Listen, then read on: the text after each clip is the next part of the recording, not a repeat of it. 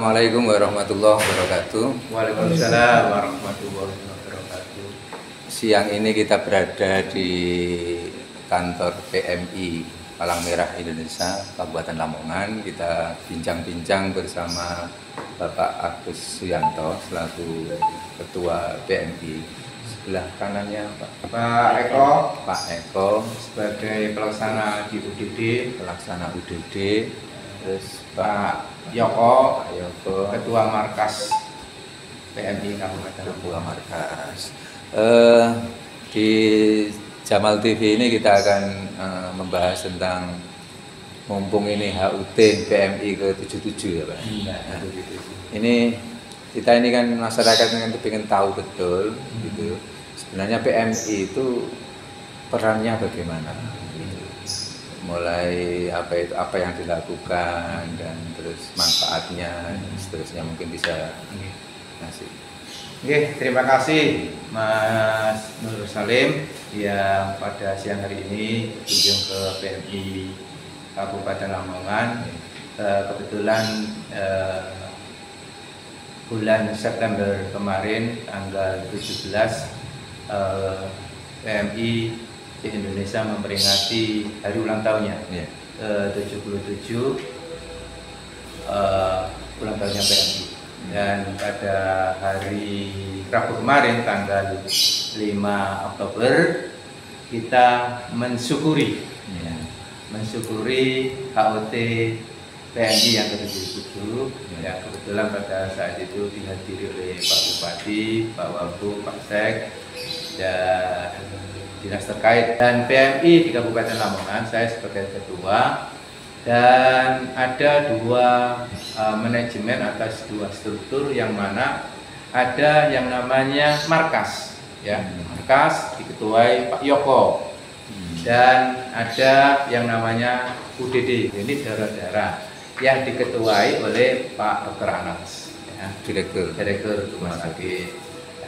Kegiatan memang di jajaran kepengurusan. Nah, ini ketuanya saya, ada wakil ketua, ada wakil ketua 2, 3, ada sekretaris, ada bendara dan ada anggota yang mengurus organisasinya. Dan apa yang saya sebutkan tadi bahwa markas ini adalah menangani tentang kegiatan-kegiatan kepalangmerahan, kegiatan relawan, kegiatan PMR ya, kegiatan juga membantu apabila ada kebencanaan ya, baik kepentingan sosial dan lain sebagainya. Jadi seandainya mungkin sampai ada permasalahan lalu lintas, kita dipanggil ditelepon oleh Kasat Lantas ya, di pihak itu kita juga akan meluncur. Nah, apabila dari kecamatan ada kebakaran, ada bencana dan sebagainya, dari markas ini siap membantu. Yang kedua di UDD, unit donor darah. Ini tugasnya di Pak Anas ini adalah khusus tentang masalah donor darah. Dalam kegiatan ini manajemennya ditangani oleh Pak Eko ini dan ketuanya Pak Anas. Itu ada Pak Dr. Anas, ada Pak Dr. Ginta, ada Pak Eko ini dan sebuah staf. Nah, nanti secara teknis tentang bagaimana sih proses tentang pendonor darah dan sebagainya. Ini manajemen semuanya di sini. Hubungan PMI dengan pemerintah daerah gimana Pak? Alhamdulillah strukturnya, bagiannya gitu. Ya, organisasi PMI ini kan ya di luar pemerintah daerah, tetapi kita ini membantu masyarakat di pemerintah daerah. Tetapi kami selalu berkoordinasi baik dinas kesehatan, baik BPPD, baik Pol PP, dinas-dinas terkait yang berhubungan dengan ini. Ya, ini hubungan yang kita lakukan. Tentang masalah dengan dinas kesehatan, kami seperti COVID kemarin ya selalu berkoordinasi. Nah, inilah sifatnya kita ini dalam kebencanaan membantu pemerintah, ya, membantu pemerintah di dalam bidang tentang kebencanaan dan sebagainya. Nah, PMI ini ada suatu kata bahwa PMI ini tangan di bawah dan tangan di atas. Tangan di bawah ini minta bantuan dari siapa saja yang bisa membantu itu, dan tangan di atas akan memberikan sesuatu kepada orang-orang yang membutuhkan. Contohnya kemarin hari hari ulang tahunnya PMI Syukuran, kami juga mengundang masyarakat di sekitar Kelurahan Temurungan dan Syukuran Sukorejo. Karena apa? Karena ini adalah di lingkungan PMI, di lingkungan ini ada sekitar 50 ya, 50 kita berikan bantuan sembako kepada masyarakat yang tidak mampu dan kami koordinasi dengan kelurahan. Nah, tentang masalah donor darah saya sedikit. Sebelumnya ini stok darah itu ya tercukupi hanya 80%. Ya, di tahun-tahun sebelumnya 80%. Kami mengharapkan kepada Pak Dr. Anas bagaimana dengan Pak Eko ini langsung tidak hanya menunggu aja di kantor PMI yang datang sukarelawan sendiri, tetapi kita jemput bola mengurang di masyarakat yang pada saat kegiatan apa ada donor darah dan sebagainya. Alhamdulillah di tahun 2022 kita bisa mencukupi sekitar 95%. Yang 5% itu kita mengambil kepada UDD yang lain. Nah, yang sampai sekarang Pak Eko ini mengambil di UDD Muhammadiyah Surabaya. Nah, kemarin ini UDD punya terobosan sehingga bisa beli mobil UDD donor ya yang keliling ya, ada tempat duduknya 4 dan sebagainya. Nah, ini berharap nanti kita bisa menjemput bola ke masyarakat di Kabupaten Lamongan yang khususnya untuk kepentingan masyarakat daerah di Kabupaten Lamongan. Dan saya Pak Eko, niku kita ini kan masyarakat sering meraba-raba, itu belum tahu. Sebenarnya stok PMI itu di tiap bulan itu berapa, yang terdistribusi berapa, kekurangannya berapa, itu bagaimana? Kalau untuk donor dari Lamongan sendiri, produksi Lamongan sendiri itu rata-rata per bulan itu sekitar 1000 kantong.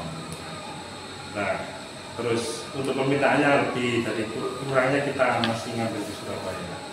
Nah, kadang-kadang memang suatu waktu kosong, kadang kosong pun karena permintaan darah kan tidak sama, kadang-kadang kita punya stok A tapi yang diminta B ya, kebetulan B kosong seperti itu. Jadi, tapi kita tetap berupaya untuk donor ke sekolah, ke Karang Taruna, ke usaha-usaha itu kita tetap jalan terus. Tapi sering ada masyarakat yang bilang kalau minta donor itu darah waktu ada pasien yang butuhkan darah itu harus mengganti dengan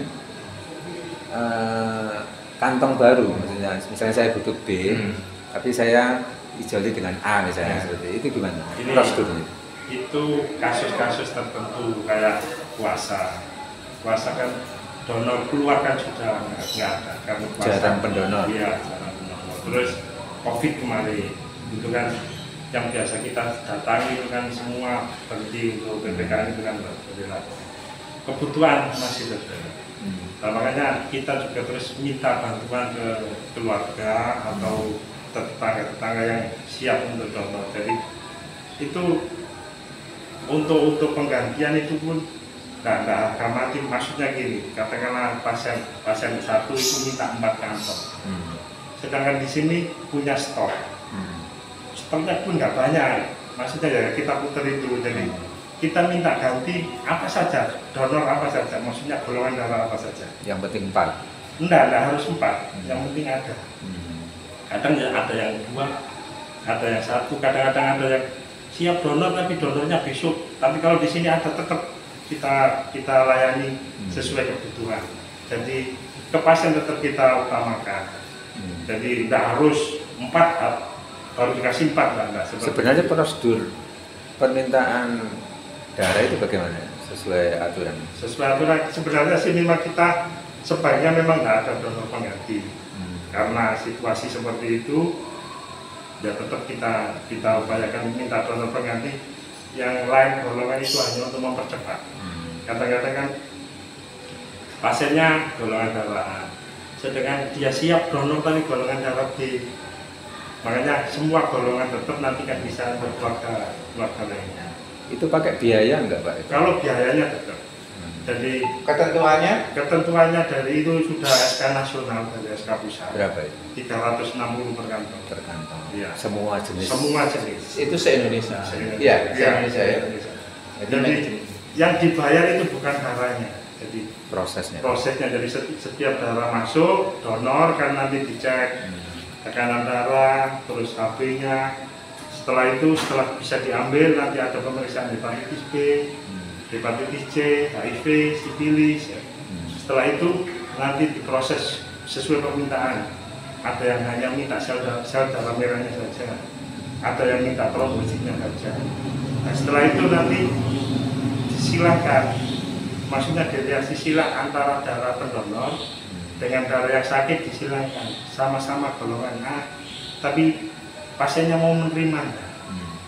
Nah, semua proses itu yang dibayar oleh pasien. Semua kan ada reagen-reagennya lah. Untuk sampai saat ini reagen-reagen itu kita masih mengupayakan sendiri. Itu yang sendiri. Iya, itu yang diganti oleh pasien. Jadi bukan darahnya. Ada nggak Pak Gus informasi ke publik misalnya up to date gitu, misalnya online atau website yang bisa diakses misalnya hari ini tinggal 1 kantong. Ya ini yang mari diupayakan. Ini sudah mulai dirintis ini. Kemarin ya memang Pak Dr. Anas sudah menyampaikan kepada Pak Eko untuk menginformasikan website tentang masalah UDD seperti ini. Jadi stok darah pada hari ini berapa. Kemarin memang, mohon maaf, saya sampaikan kepada Pak Dr. Anas dan Pak Eko di sini Pak Eko ya, tentang masalah donor darah, tolong untuk bisa menyampaikan secara terbuka. Karena saya sendiri sebagai ketua PMI ya sedikit tahu aja kan gitu. Karena secara manajemen yang saya informasikan itu memang teknis sendiri. Ya.